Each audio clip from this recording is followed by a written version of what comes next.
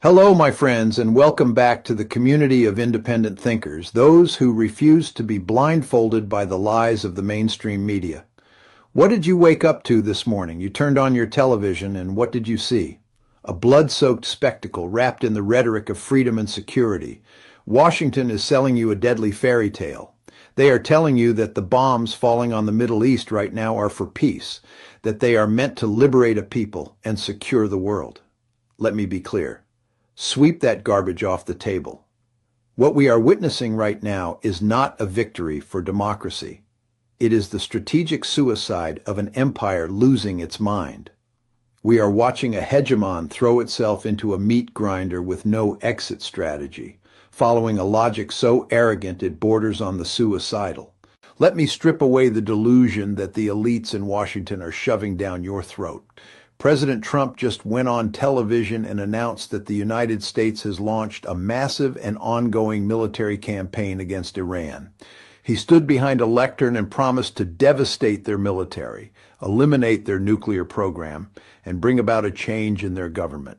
He vowed to raise their missile industry to the ground and annihilate their navy. Right now, massive explosions are ripping through the densely populated capital of Tehran. This is not a limited surgical strike. It is a joint operation coordinated with Israel, whose military is currently carrying out a broad wave of strikes on multiple targets in western Iran. But what Washington absolutely will not tell you is the deadly chain reaction this has already ignited. Iran is not sitting on its hands. They have already fired missiles at Israel, and Iranian missile attacks have targeted U.S. military bases around the region, including Al Udeid Air Base in Qatar, Ali Al Salem Air Base in Kuwait, Al Dhafra Air Base in the United Arab Emirates, and the U.S. Fifth Fleet headquarters in Bahrain. Air raid sirens are blaring in Bahrain, and the U.S. embassies in Jordan and the UAE have directed all staff to shelter in place. They call this a preventive measure. I call it a strategic death warrant. You need to understand the mechanism behind this disaster. Washington believes that with overwhelming firepower, dozens of strikes carried out by attack planes launched from bases around the Middle East and from aircraft carriers, they can crush a nation's will to survive. They think physical destruction produces political submission. This is dangerously naive. In an anarchic international system, states act out of existential fear. They do not surrender because they suddenly recognize the superiority of Western values. The Islamic Revolutionary Guards Corps has nearly 200,000 members. Do you honestly think dropping bombs will make them wave a white flag? No. It fortifies regime legitimacy. It turns the population against the foreign aggressor. Two American military officials even admitted it was unclear whether Trump and his senior officials understood the depth of the Islamic Revolutionary Guard's distaste for the United States, or the complexities of the forces this campaign may unleash. Even the chairman of the Joint Chiefs, General Dan Kane, had explicitly cautioned Mr. Trump in recent private meetings that American troops could be killed or injured. Trump himself had to look into the camera and admit that the lives of courageous American heroes may be lost. But to understand why we are backed into this dead end, we have to look at the path dependence created by our own arrogant decisions. This is not an accident. This is a choice. Look back at the trajectory. We had a nuclear agreement. In 2018, Mr. Trump pulled out of the last nuclear agreement with Iran, calling it the worst deal in history. He set hard-line conditions, demanding that Iran stop all enrichment of uranium and disavow its proxy groups in the Middle East. When you back a sovereign state into a corner and strip away its diplomatic exits, you leave them no choice but to build a deterrent. We have seen this mechanism play out over and over. Look at Iraq. We destroyed it. Look at Libya. We turned it into a lawless wasteland.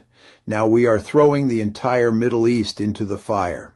Just last June, the United States already bombed 3 nuclear sites in the country. And what did that achieve?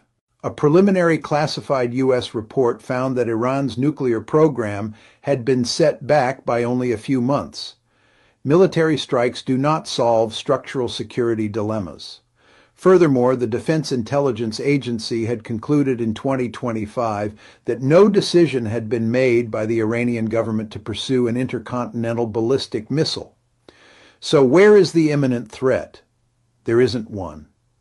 Trump's own envoy, Steve Witkoff, and his son-in-law Jared Kushner met with Iranian officials in Geneva on Thursday, but Trump decided he was not happy with the talks. He chose the hammer because Washington is addicted to coercion. The brutal material reality is that we are stepping into a war of attrition we cannot cleanly win. American officials say they expect the strikes on Iran to extend for several days, if not weeks. Trump talks about annihilating their navy. Let's dissect their asymmetric defense mechanism. Iran doesn't need billion-dollar destroyers to bleed us. They have a fleet of hundreds of fast boats that specialize in swarm attacks in the Persian Gulf. They possess a massive arsenal of 3,000 to 6,000 naval mines. If they deploy those mines, they can temporarily close off the Strait of Hormuz. The logistical choke point of the global economy will be strangled. Oil prices will skyrocket. Furthermore, Iran is believed to have more than 2,000 missiles, primarily short and medium-range ballistic missiles, that threaten American forces across the region. Those medium-range ballistic missiles can travel more than 200 miles, putting them in range of American bases as far away as western Turkey and across the Gulf states. Every missile they launch is a dagger aimed at our logistical network. Their internet connectivity might plummet to 4%, but in a war of attrition, the physical pain tolerance of a state fighting for its survival on its home turf always outweighs the willpower of an offshore balancer. But here's the rub. The cruelest and most tragic aspect of this entire debacle isn't in the Middle East, it is in East Asia. In great power politics, every local action has a global audience. Who truly benefits from the United States engaging in the largest U.S. military buildup since the Iraq War in 2003, deploying 2 aircraft carriers, naval destroyers, and more than 50 fighter planes to the Middle East? China. Beijing is sitting back, watching us bleed ourselves dry in a region that is not vital to our core global hegemony. Our only true peer competitor, the only power with the population size and industrial capacity to genuinely threaten the survival of the United States, is being given a free hand. The structural imperative of the international system dictates that Washington must concentrate all material resources to contain Beijing's rise in the Indo-Pacific. Yet, blinded by delusions of reshaping the Middle East, our elites are voluntarily crippling themselves. This is a priceless gift handed to Beijing on a silver platter. Every bomb that shatters Tehran is a brick removed from our defensive wall in the Pacific.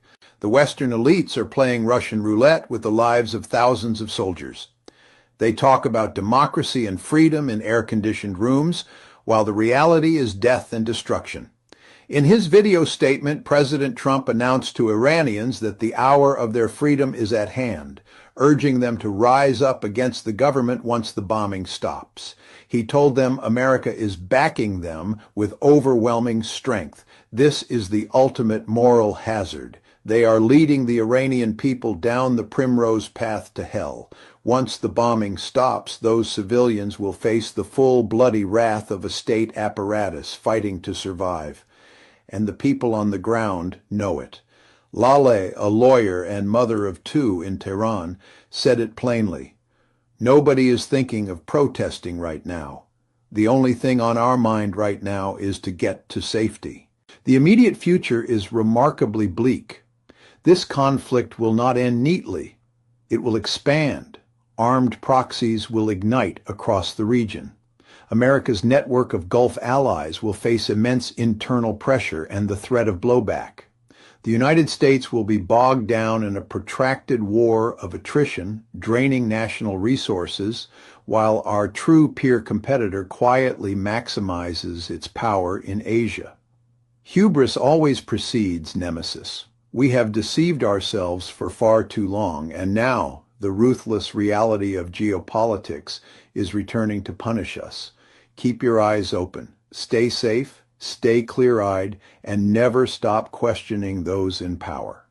If you want to pierce through this veil of lies, subscribe to the channel and join our community of truth seekers. We need each other in this chaotic era. The truth is out there, no matter how brutal it may be. I'll see you next time.